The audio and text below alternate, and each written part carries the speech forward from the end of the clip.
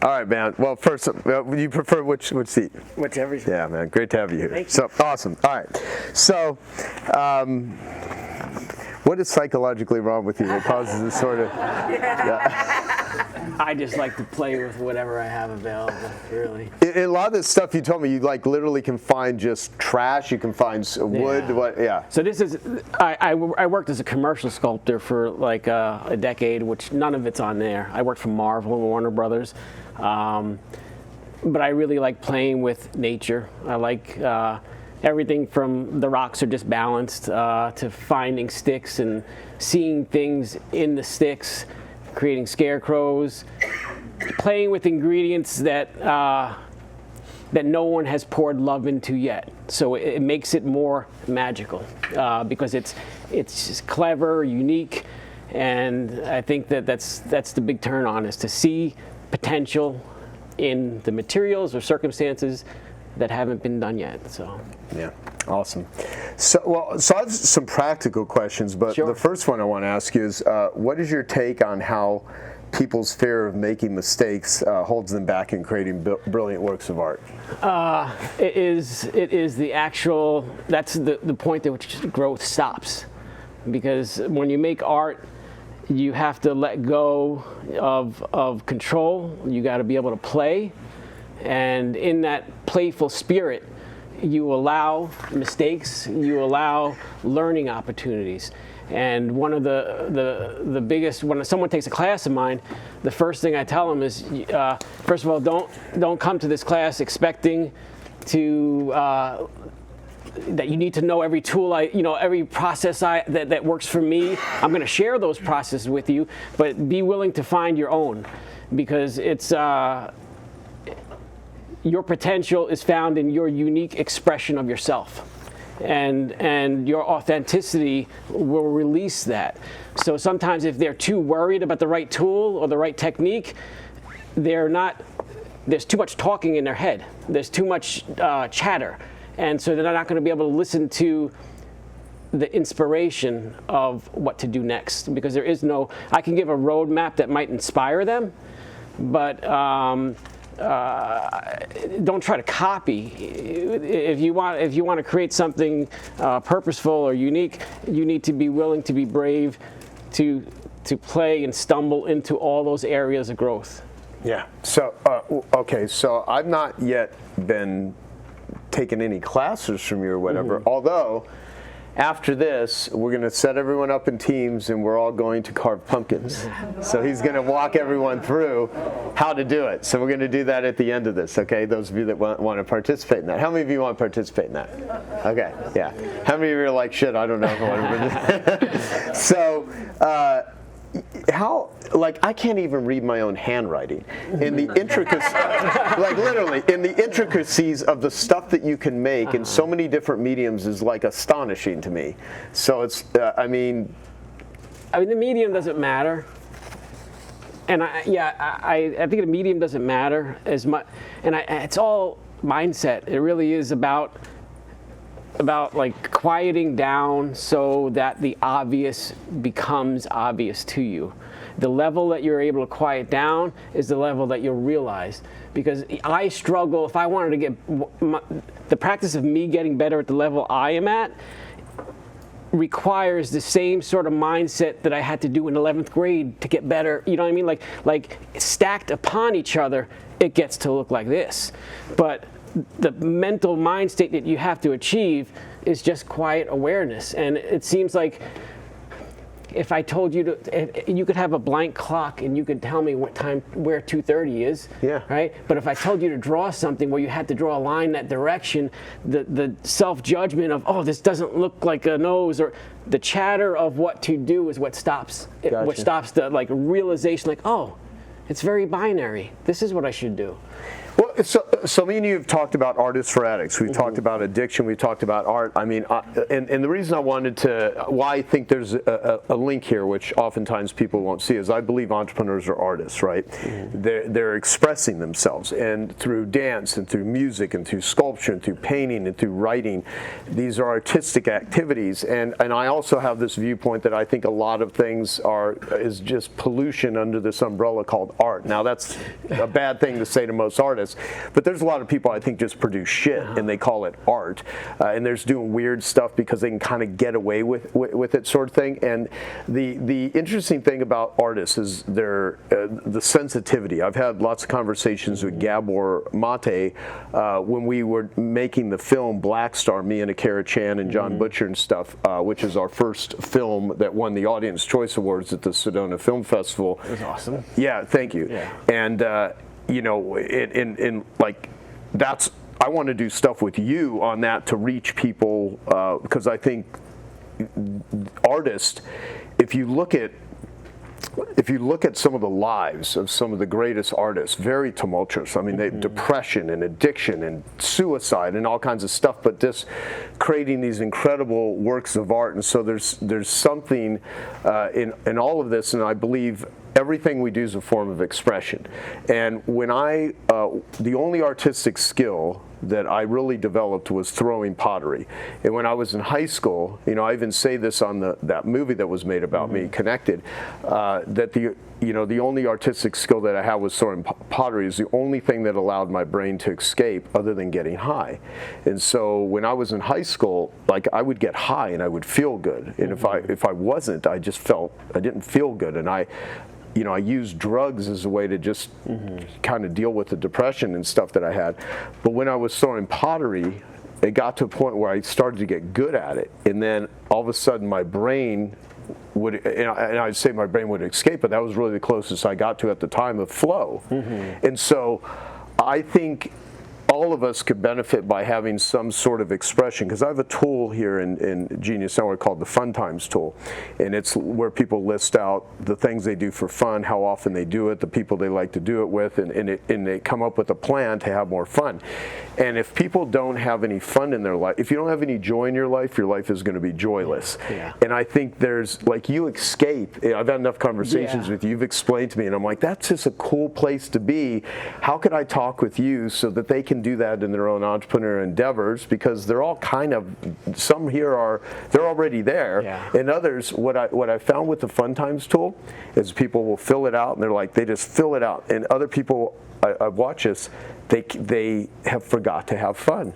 They're so absorbed in their business, they're so busy with overwhelm that they just don't even know what to write down. They've lost that childlike wonder of stuff, and you live it. I mean, you're immersed in that sort of stuff, and I think it's like this cool factor of this whimsical shit that you create. That it's not shit, it's awesome. No, I get it. But I definitely. I spend a lot of time playing, for sure. Yeah. And I think that, you know, as an artist, I'm able to see patterns easily, you know, and it's apparent, like even the stuff that you talked about here today, it's business related, but it's all still, it's the same subject. I mean, it's the same thing. It's just with me, I'm like doing it with little materials and stuff. And I was talking to someone earlier, it's like you could change that subject. And I know that the stories I have related to business type stuff prevent me from creating like I could create in my art in the business aspect, because I have attached to it. I have attached stories. So like when I'm trying to teach art, I know that, hey man, you could do this, but you just gotta stop the judgment, detach the stories, just be present, because it's really all the same thing, and it's you know, like when Jason was talking about meditation and the power of quieting down, because we are really all connected, and when you quiet down enough, you'll connect enough to what feels like the right answer, and do that a few times, and then the momentum stacks upon each other, like the rock balancing.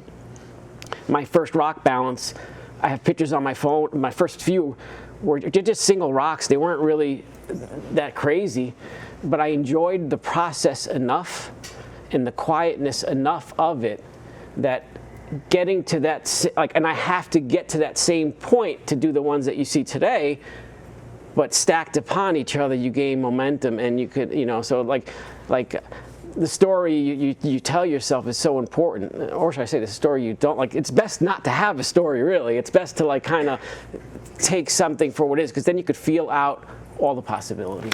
So with all those rock balancing, none of those are glued together? No. Okay, I thought he might be cheating here, because I looked at those, I'm like, it's just unbelievable. No, anyone could do it, really. It's a great practice. You've had to have wrecked a lot of shit in your life in order to create some of the stuff that works, right? How do you look at failure, and how do you look at struggle?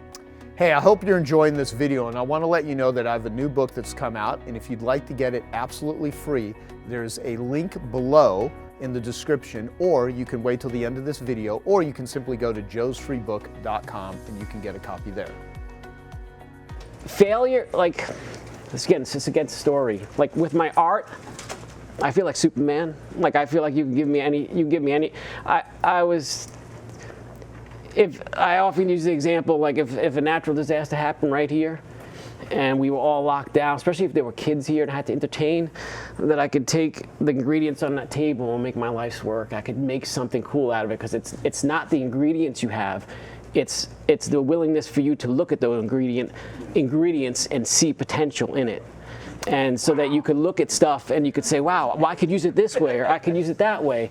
And matter of fact, the poorer the ingredient, or the less ideal the ingredient, the more bounce you have to make something magical, because it requires you to have a level of optimism and love that's poured into it that just blooms into a good idea.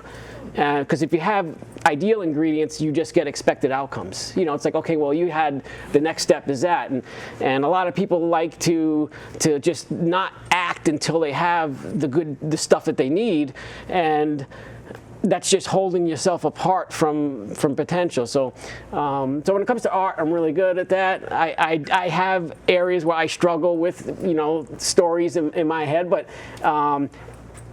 I at least appreciate that I have that contrasting thing, so I have awareness to know that no, it is all about story, and so that I try to explain that when people want to take a class, or if I'm speaking an engagement or whatever, to perhaps empower and see that everything, like I love the challenge of trying to make something that's why I like working at the ghost town. Like all the stuff that you saw in the beginning, the truck, the mine shit, like that was nothing. That was a parking lot.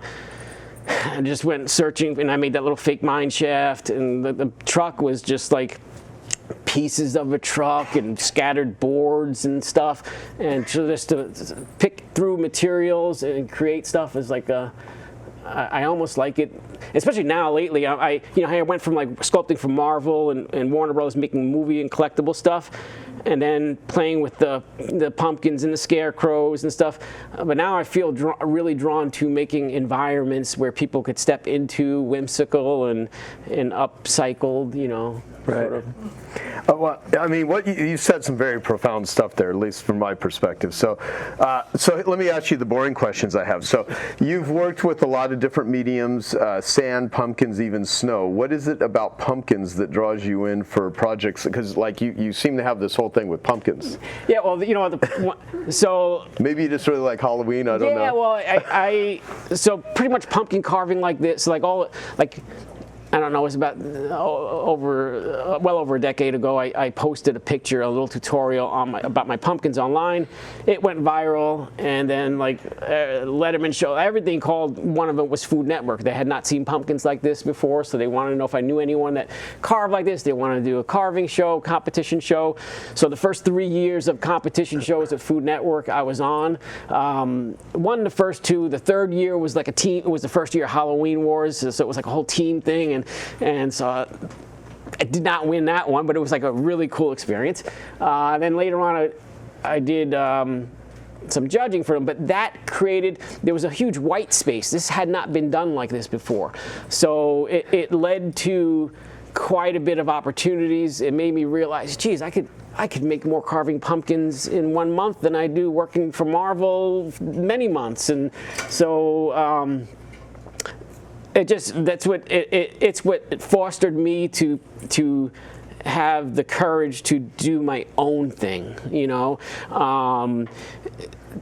Nowadays, I just carve up a couple pumpkins a year. I bring in sculptors if we do an event, I bring in sculptors. I'm known for pumpkin carving, you know, but it's, I think now I really like building stuff and making things. I like all sorts of stuff. I don't know. I kind of go all over the place. I think it's great. Pumpkins is really. This is getting a little dried out, but it is a beautiful material to work with. I love to make a pumpkin feel alive. So putting a face on it makes it feel alive for me, and it's a great texture and stuff to work. It has challenges, which I'll talk when I walk you through carving, which bring us right back to the whole thing of overcoming fear, because I could get the most talented sculptors out here, and if they're not used to doing a subtractive method, they won't be able to do what they can normally do because of the fear of failure. Like subtractive sculpting, there's no putting back, and it really shows that if you're not willing to let go and fail, no amount of teaching is going to help you overcome that. You just gotta. It sounds counterintuitive, but if you want to do something really incredible, you almost have to not care. You have to be willing to fail. And I don't want to say you don't care. The best word I can come up with is play, because you don't want to play a game that you're guaranteed to win. So if you use the word play, if you could conjure up that playful state, it's win-win. Like I imagine for business too. Like you gotta enjoy what you're doing. If you want to build a business, I imagine it should be like a competitive playing, you know, because if you're grasping too much, and I'm not a business person, but I imagine you're too afraid to take risks then, you know. So that playful spirit is important. Yeah, you know, it just made me think of the Buddha quote where all misery comes from attachment. Yeah. So maybe if you're so attached to, like, you just can't let yourself, and you're just tense. And if ephemeral art is, a lot of people say, why do you make something that's not going to last? And I don't understand, like it gets more satisfaction, actually. I've made stuff where I did a sculpture and thousands of copies all around the world, and I have a box copy of it as well, and I can look at it again. But when you spend time creating something and it's gone, then you could, obviously it's nice to take pictures of it, but when it's no longer there, when you revisit it, you not only get the benefit of seeing it, but you romanticize about it, because it's natural tendency to romanticize about something that you no longer have. So I often say, well, you wouldn't know what it's like to make something, you know, like, trust me, if you do something that's no longer, whether it be sand sculpting, you know, carving a pumpkin, or even like the rock balances, when it's gone, you get the benefit of a sort of romantic memory of it. Wow. You know, I bet there's probably quite a few people here that have these children that are budding artists that are just producing stuff that they really wish would fall apart and go away, but they just save it, and so they have, you know, closets filled with all of their kids' art that's just, I can't throw it away, but even though it's probably awful, but they would never say that about their kids' art. Yeah, no, I'm just saying that as a joke, sort of. All right, so you've created art for celebrities, the White House, and even ghost towns, which of course is a bonus as far as I'm concerned. So what has been the most unexpected or magical place your work has taken you? Place? I mean, I've carved a lot of, I've sculpted all over the world, really. And I'm an introvert. I prefer nature. So I mean, I've carved a Heidi Klum's Halloween party at the White House, but this is like that. I'd rather be alongside a mountain or a stream or somewhere, like, you know, no one needs to be there. That's a. And I have a bad memory, so I might answer this question in a half hour from now. I'm like, oh, I was there. I did go to New Zealand. I went to the moon, but damn it, I forgot to mention that one. I was actually in a contest to go to the moon, that's what involved the whole that's what brought me to this whole thing with Ghost Town. I applied for the Dear Moon project, which was funded by one of SpaceX's biggest contributors, and basically it's no longer, but in a nutshell, biggest contributor is guaranteed the first 10 seats aboard first manned orbit of the moon. He held a worldwide contest for 10 creatives to go aboard that mission, travel around the moon, come back inspired, create something, and share it with the world. During that time, so I applied for it. And then during that time, I came up with this idea about mining magic, a whole storyline. And I've done a lot of stuff. I've searched for none of it. In other words, I don't market. I've done a lot of stuff, and it all seems to come to me. So I feel like I leave a lot of stuff on the shelf, probably, you know, like on a table or whatever. But a lot of these opportunities come to me. So because of that, I feel that there's a mystical aspect to this world, because I'm certainly not doing it. And so, like, just when like a week or two after not getting accepted to this whole moon thing, my story of mining magic ended up manifesting by running into someone that owned a ghost town and a mine. And I wasn't even thinking about a real mine. I was thinking about mining magic on the moon. It was all about wishes and dreams, and how some dreams are heavy in self-doubt and fear that they're still stuck on the moon, and that we were going to go mine that magic, blah, blah, blah. But the fact that I serendipitously came into this ghost town right afterwards, and my name was carved in, like so many things. Even how I met you, he gave an abbreviated version, but there was a lot of coincidences that were left out of that lead me to believe that more in this sort of, my wife calls me obsessive, because when I get on, well, you can see with the rock bounces, I get obsessed on stuff. Some of those rock bounces, I stay like this, literally, for 7-8 hours. You know, I might, if they fall on my attempt, I go to the bathroom real quick, but I will sit until something's done, because I could see, because I already know it's complete before I start. And so I wait until I get to that part where I can let go. And there have been times where I let go after 7 hours and it's done. And as I get up, my foot hits the table and it knocks down. And then I'm like, oh, and then I get it back up in an hour or so. So there was a picture in my living room. I had like all the rocks, all like people would, you know, during COVID, I had all my stuff in the house, and like my kids don't even, you know, they're like, feel weird, Dad. It's like they just want a normal house, and it was like, I thought, what, it's cool. It looks like a witch lives here or something. You know? I feel like a magician or something. That is hysterical. So, you know, Charles Bukowski, the alcoholic poet, said, take the writer away from the typewriter and all you have left is a sickness which started him writing in the first place. And I say, take the entrepreneur away from business and all you have left is a sickness which got them starting a business in the first place. You're probably compelled to do this. I could not see you not doing this. Oh yeah, I'm always playing. Yeah. I mean, if you could not do art, what do you think would happen to you? What would you do? I've used this analogy. Like if my limbs got cut off, I would probably still be happy, because I would make stories in my head. Like I'm always creating. I'm a perpetual optimist. So in the same way I could look at something and make something physical, I'm pretty good at telling funny jokes and stories, because it's the same. It always comes to being able to see opportunity in the ingredients you have, whether it be physical material ingredients to move them around in certain ways, to see, okay, this shape goes with this, or to see, okay, well, you know, like someone, like a comedian is usually is very creative. They say, okay, that, and they can weave together. So I think that I'll always be in a playful state of making something, whether it's with my hands or not. Yeah, that's awesome. I don't know about you guys, but are you extracting like really interesting business and life lessons out of all this, right? So you describe your work as whimsical and magical. Can you share a moment, if you can remember, where you saw your art truly impact someone in a way you didn't expect? Yeah, I often get emails.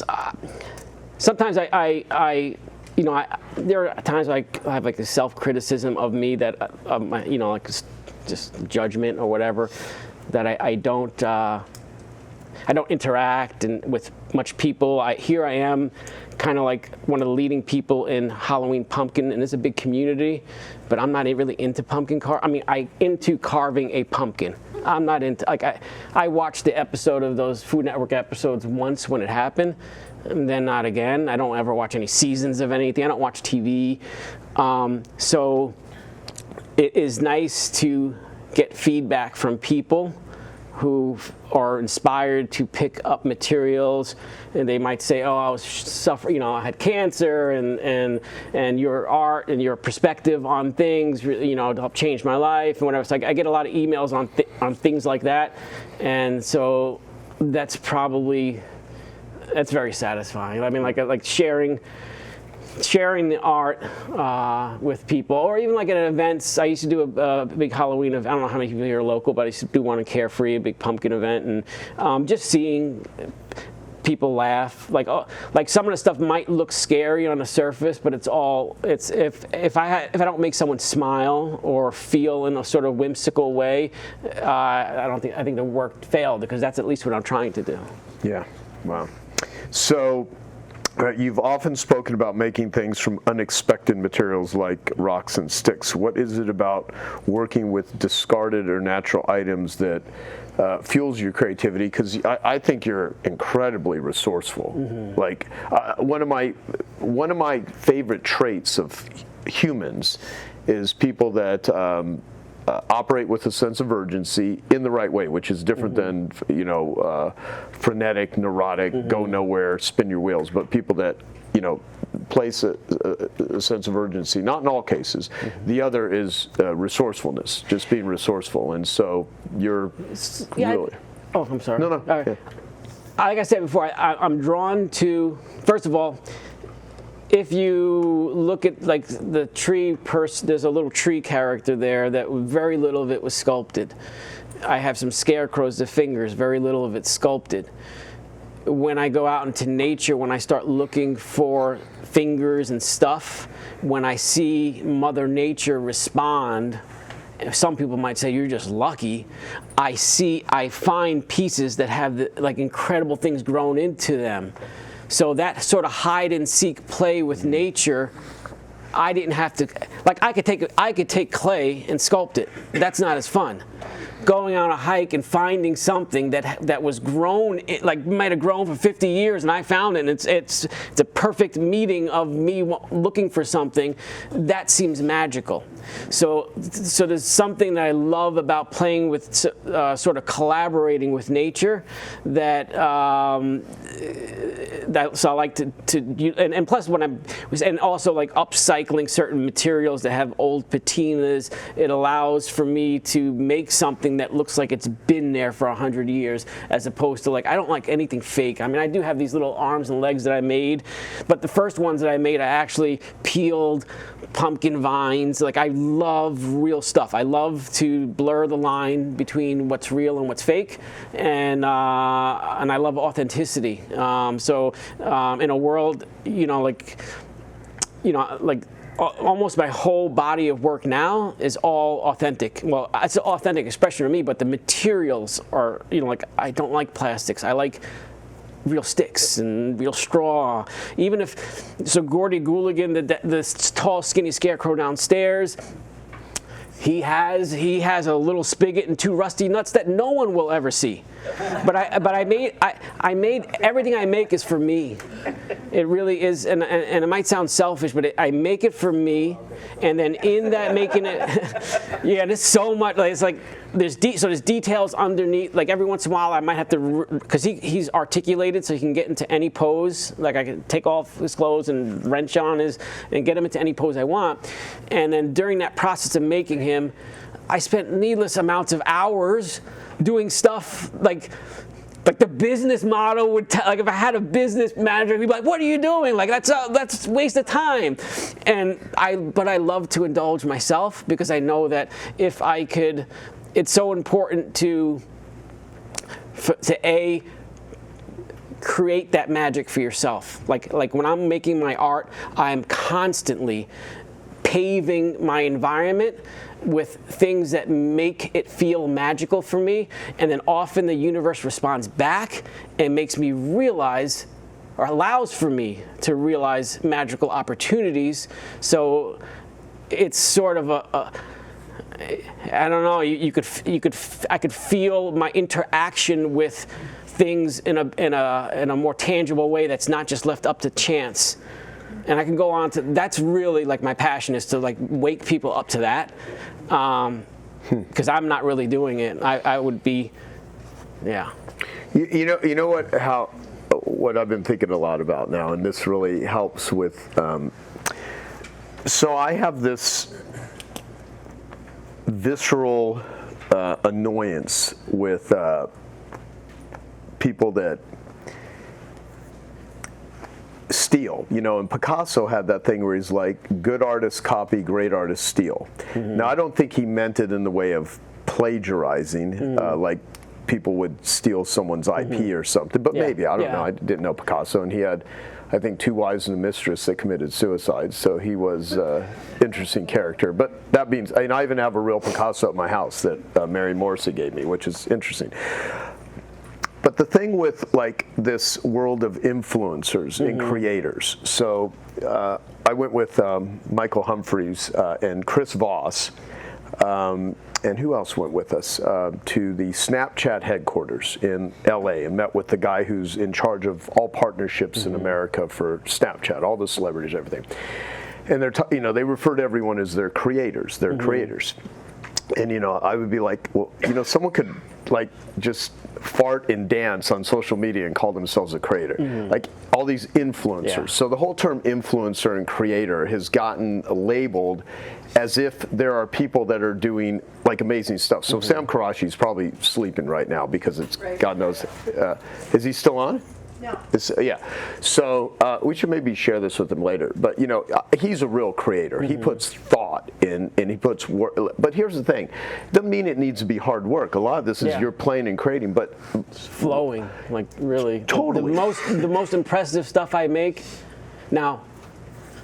Yeah, it doesn't mean that there's not. From a third person perspective, you're still up. Like, what are you like? Aren't you gonna stop? Like, yeah, but I'm gonna. But I feel like in a flow. Like it's on.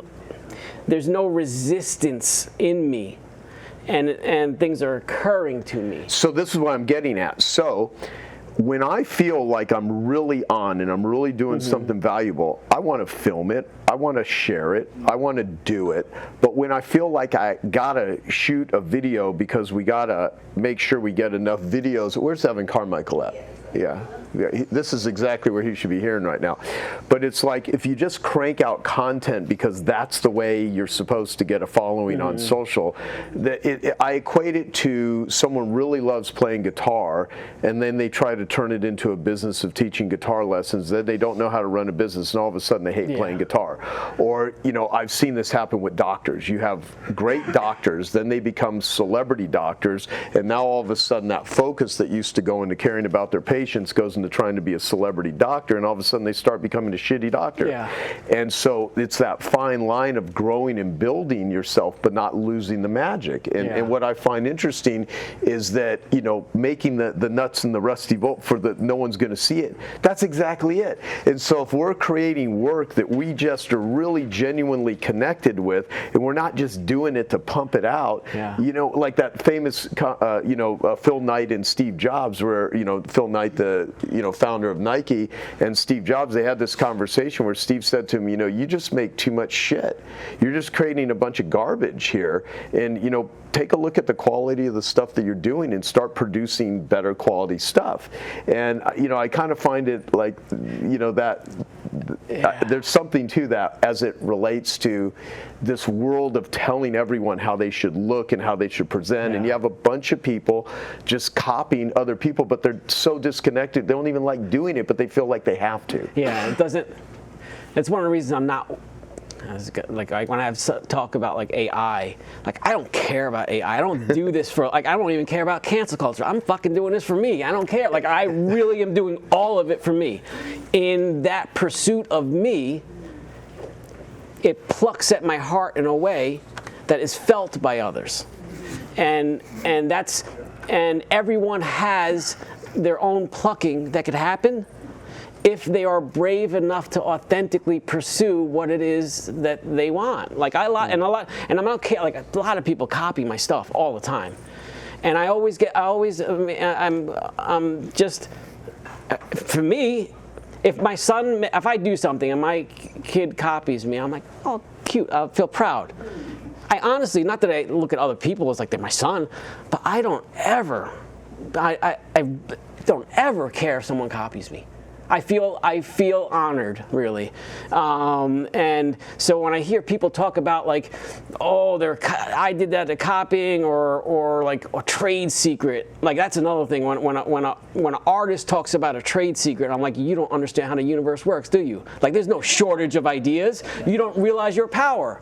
If you're really worried about having to grasp onto withholding something, you don't really quite understand what's going on around you. Not that it could ever be understood, but you at least don't understand your potential then, you know. So, you know, areas of copying, and this is just like chasing culture, you know. I tend to create culture. My work has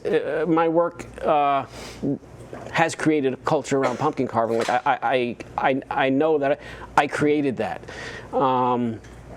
And I think as individuals, we have the ability to push forward. It doesn't mean that it's not going to take bravery. Like, it does take, like, I do have to, I have talking in my head at times, you know, and I'm just easier for me to overcome that in my art.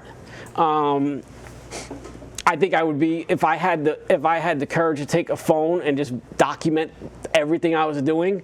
First of all, people would think like, what is he, crazy? He's gonna cut his hand off. He's doing this wrong. He's doing that wrong. Or whatever. So there's a part of me that's like, I'll just get it done and show them the finished product. But if I were to show people my process more, I know that in that connecting with people is a lot of my own.